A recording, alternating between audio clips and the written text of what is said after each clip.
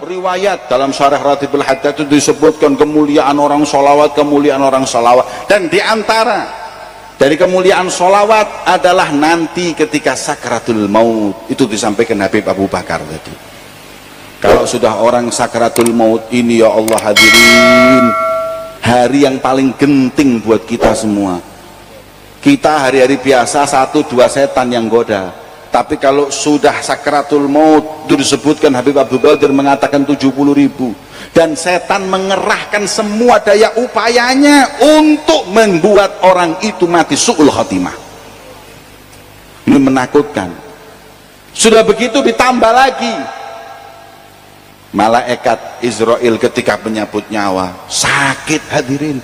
Jangan lagi kita, Nabi ketika ditanya bagaimana rasanya ketika engkau dicabut nyawamu wahai Nabi, beliau menjawab rasanya seperti dikulitinya hewan hidup-hidup, nggak pakai disembelih. Itu sakratul maut. Setan mengerahkan semua daya upaya. Jangan lagi kita mau merasa aman. Ya kalau Habib Abdullah bin Husain bin Thahir, kita Imam Malik, tahu Imam Malik ketika sakratul maut didatangi setan, didatangi murid-muridnya mengatakan la ilaha illallah, kata Imam Malik la, enggak Imam, la ilaha illallah, enggak. Nangis muridnya Imam Malik ketika ditalkin bilang tidak. Kemudian ketika beliau sadar, orang meninggal itu kadang sakratul maut, kadang sadar, kadang sekarat, kadang sadar, selalu seperti itu. Kemudian pas sadar muridnya berkata, Imam, kenapa? Tahu nggak kau ketika tadi aku katakan, aku talkin la ilaha illallah, kau berkata tidak.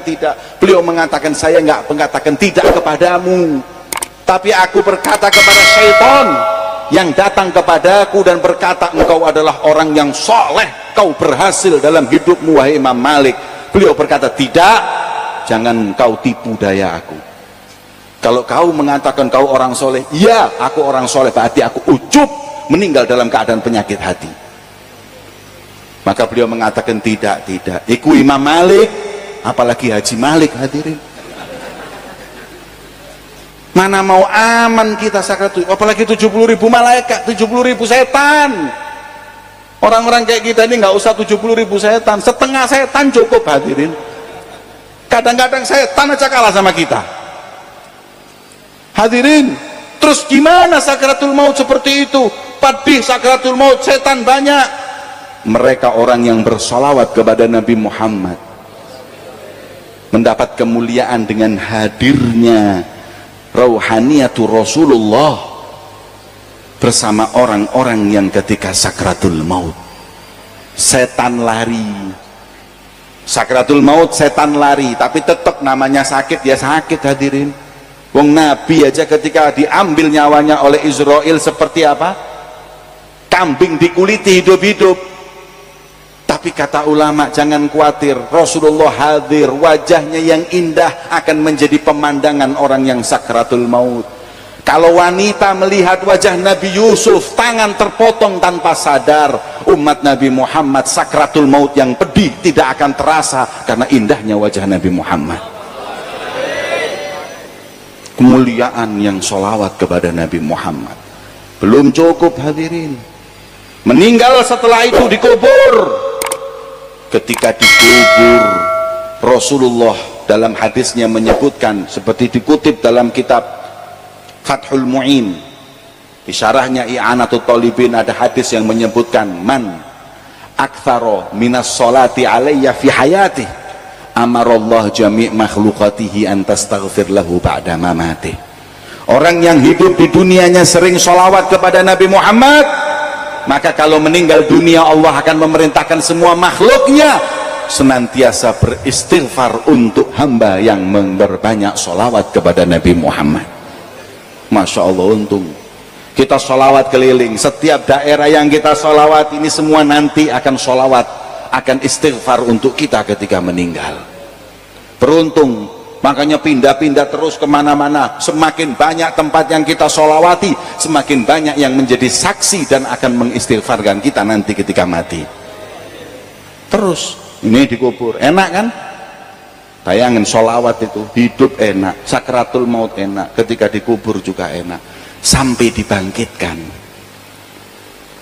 Ketika dibangkitkan, hadirin, manusia dibangkitkan itu mau apa? Hari yang menakutkan tersebut gak ada yang aman kecuali yang dekat dengan Nabi Muhammad. Gak ada yang aman, hadirin, kecuali yang dekat sama Rasulullah itu aman. Disebut manusia ketika itu datang kepada Adam, kata Adam, nafsi nafsi idhabu ila ghairi, datang kepada yang lain, ke depan sampai ke Rasulullah. Ketika Rasulullah yang akan memberi syafaat, Rasulullah memberikan syafaat, mengatakan analaha, sujud di hadapan Allah. Kemudian Rasul mengatakan beri syafaat. Yang diberi syafaat Nabi Muhammad yang dekat-dekat dulu, hadirin. Kita nggak bisa bayangin, kadang-kadang kita ini hadir majelis seperti ini, kayak gini ini, mau salaman sama Habib Mahdi aja nggak bisa, apalagi kalau sudah ada banser. Banser ini kalau sudah ada banser, hadir mau salaman diceples tangis, deket salaman diuncal, tapi beling bansernya salaman dewi. Beling napa nggih? Banser ini Masya Allah cinta sama kiai sama habaib, walaupun kadang-kadang agak sedikit lebay. Enggak, saya pernah diundang ke Lamongan itu, hadirin, sama satu kiai, banser badannya kayak Kopassus, gede-gede.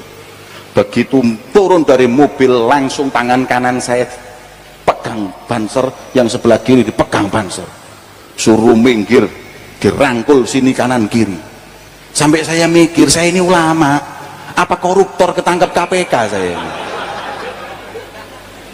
Tapi mending banser besar, saya juga lumayan besar. Yang kesian kiai yang sebelah saya, digitukan mumbul sikilnya, hadirin. Teriak ini kiai, beb, kula niki kiai pemaling ayam, beb. Masya Allah, hadirin. Cinta sama ulama itu ada caranya. Ini harus belajar adab, hadirin. Saya kadang-kadang bingung, tapi mau gimana lagi, sabar. Jadi ulama ini memang kudu sabar.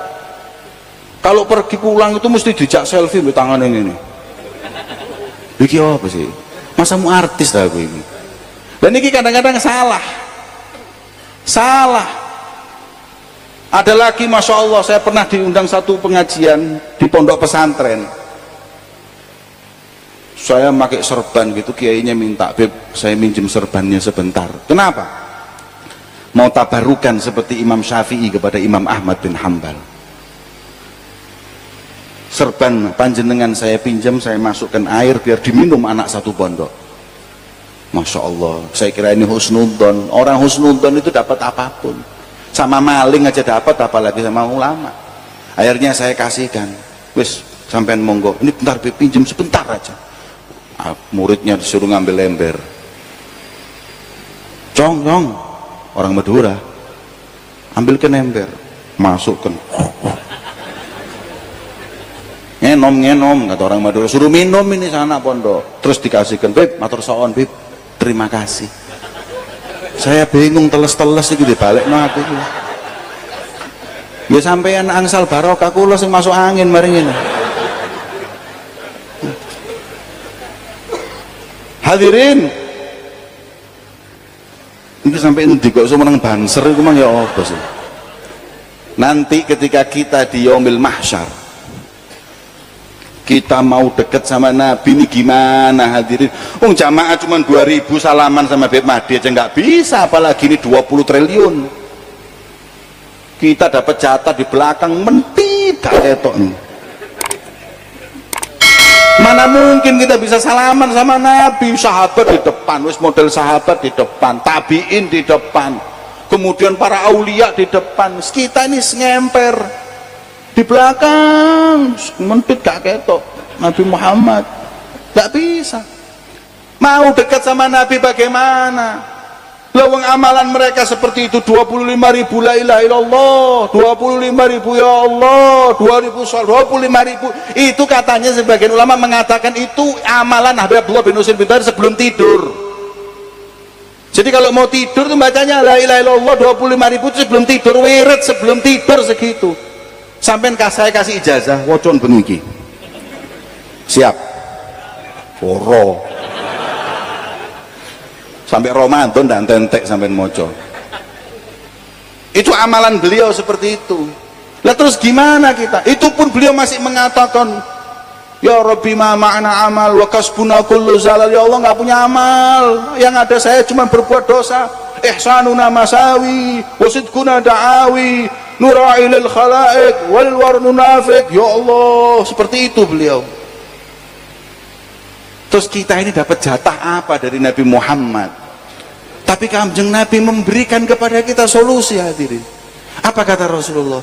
Aqrabukum minni manzilatan yaumal qiyamah aktsarukum alayya salatan. Orang yang paling dekat kedudukannya nanti di sisiku di hari kiamat adalah orang yang paling banyak sholawat kepada Nabi Muhammad. Maka beruntung kalian hadirin yang banyak sholawat sama Nabi. Maka setiap hari panjenengan hadir majelis seperti mendekatkan diri nanti di hadapan Nabi Muhammad. Hari ini nih, insya Allah pulang, jarak antara kita dengan Nabi Muhammad di mahsyar semakin dekat, nggak tahu berapa kilo. Datang lagi terus semakin panjang umur kita untuk sholawat, semakin dekat dengan Nabi Muhammad. Seneng hadirin. Alhamdulillah dekat dengan Nabi, bisa salaman, bisa minum nanti telaga Nabi Muhammad, nggak usah pakai cawan tapi pakai tangan Nabi Muhammad. Nikmat. Kemudian masuk surga hadirin. Apakah sholawat itu manfaat ketika di surga? Kan sudah masuk surga, mau apa lagi sholawat? Ada lagi hadis tentang keutamaan orang yang banyak sholawat sampai di surga. Apa kata Nabi Muhammad? Beliau mengatakan, aktsarukum azwajan fil jannah aktsarukum sholatan alayya. Orang yang paling banyak istrinya di surga adalah orang yang paling banyak sholawat di dunia. Nah ini sampai mari ini gak oleh sholawat di bojomu kan, atau apa kan nambah bojo di swarga. Masya Allah wong wedok nih di swarga lho kalau nambah pemerintah dunia. Jadi orang yang paling banyak pahala di surga kedudukannya didapat dengan sholawat kepada Nabi Muhammad. Masya Allah hadirin, ini di surga kita mendapatkan keuntungan faidah dari sholawat kepada Nabi Muhammad.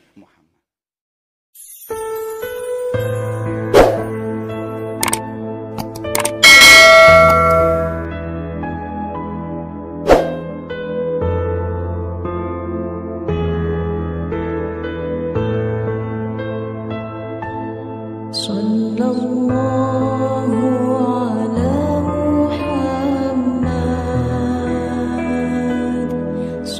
الله